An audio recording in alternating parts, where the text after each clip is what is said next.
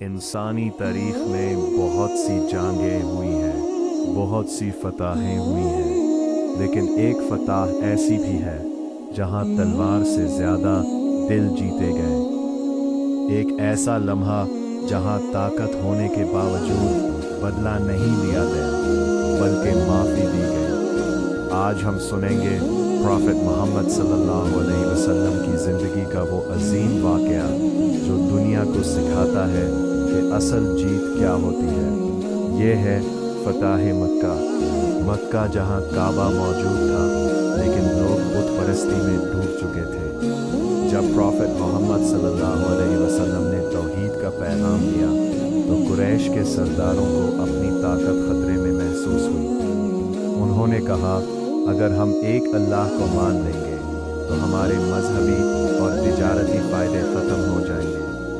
इस डर ने उन्हें सख्त बना दिया। आप सल्लल्लाहु अलैहि वसल्लम पर कचरा फेंका गया, रास्ते में कांटे बिछाए गए, नमाज के दौरान तकलीफ़ दी गई। एक और तरफ जो लोग ईमान लाए उन पर जुल्म की इंतहा कर दी गई। किसी को रेत पर घसीटा गया, किसी को भूखा रखा गया, किसी को सिर्फ इसलिए मारा गया क्योंकि वो ला इलाहा इल्लल्लाह कहता था। लेकिन इस सब के बावजूद नबी सल्लल्लाहु अलैहि वसल्लम ने कभी बद्दुआ नहीं दी। जब जुल्म हद से बढ़ गया तो अल्लाह का हुक्म आया हिजरत का। रात के अंधेरे में प्रॉफेट मोहम्मद सल्लल्लाहु अलैहि वसल्लम ने अपना घर छोड़ा। कुरैश ने कत्ल का प्लान बनाया था लेकिन अल्लाह ने अपने नबी सल्लल्लाहु अलैहि वसल्लम की हिफाजत की।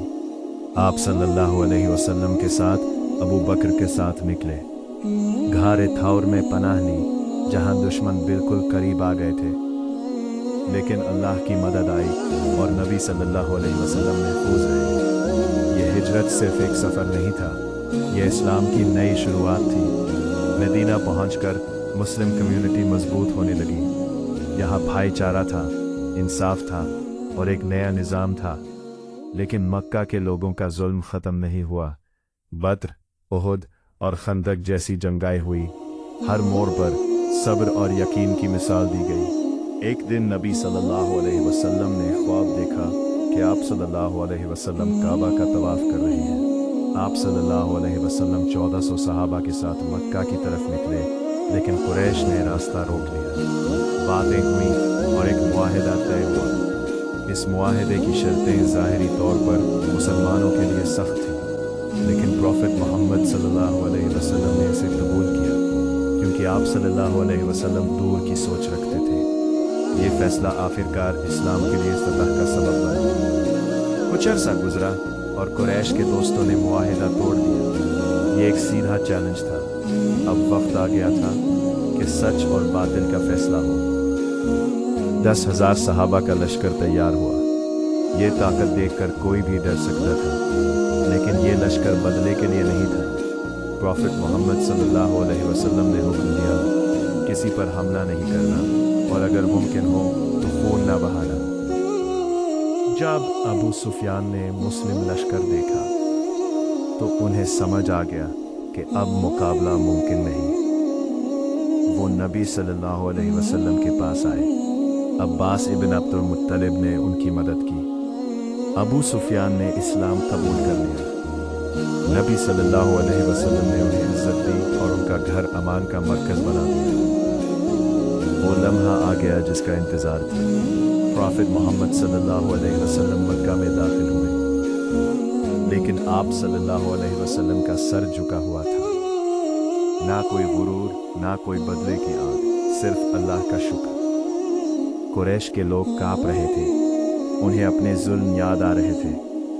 उन्हें लग रहा था आज उनका अंजाम तय है।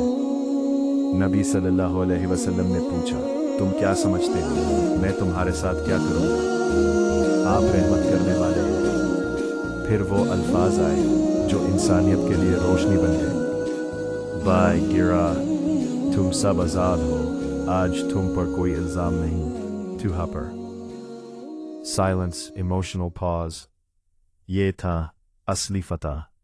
काबा को पाक किया गया, पद गिरा दिए गए, तौहीद का पैगाम बुलंद हुआ, हक आ गया और बातिल मिट गया। बाएं गिरा दिए गए। तौहीद का पैगाम बुलंद हुआ। ताकत होने के बावजूद माफ करना सबसे बड़ी हिम्मत है।